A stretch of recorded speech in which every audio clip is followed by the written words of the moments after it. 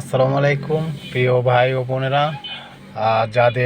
যারা ড্রাইভ করেন বা ড্রাইভিংয়ের কিছু শেখার ইচ্ছা আছে তারা অবশ্যই আমার এই ভিডিওটা দেখবেন।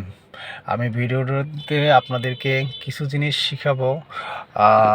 তা হলো এই যে ড্যাশবোর্ডে কিছু বাতি শো করতেছে, দেখেন এই যে কিছু বাতি শো করতেছে।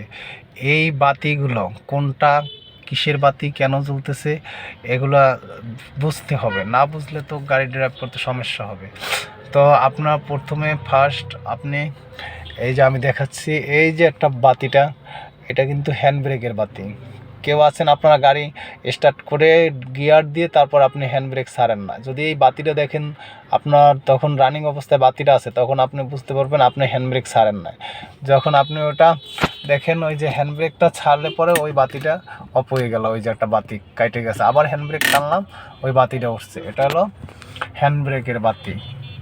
তারপরে এই যে এখানে একটা এই যে ইঞ্জিলের মতো বাতি, এটা কিন্তু এটা ইঞ্জিল চেক বাতি।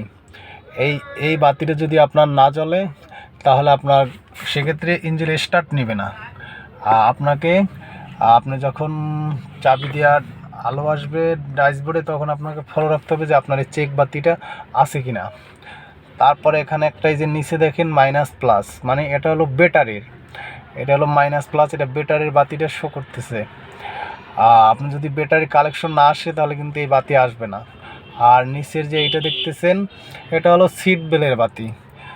আপনি যদি সিট বেল না বাঁধেন সেক্ষেত্রে এখানে সিট বেলের বাতিটা শো করবে। আর এই পাশে হচ্ছে কেন আপনার এই যে গাড়ি পার্কিং আছে, এই পার্কিংয়ের শো বাতিটা শো করতেছে পার্কিংয়ের। আর ডান সাইডে যে দেখতেছেন ওই যে আপনার হলুদ বাতি একটা, ওই যে বোতলের মতো, ওই যে দেখতেছেন এই যে এটা হলো আপনার তেলের বাতি, তেলের শো করতেছে। তেল সম্ভবত অনেকই কম, তাই হলুদ বাতি জ্বলতেছে। তেল না থাকার পর্যায়ে এর কারণে হলুদ বাতি জ্বলতেছে। তো এই বাতিগুলা শিখলে আশা করি ইনশাল্লাহ ভালো হবে।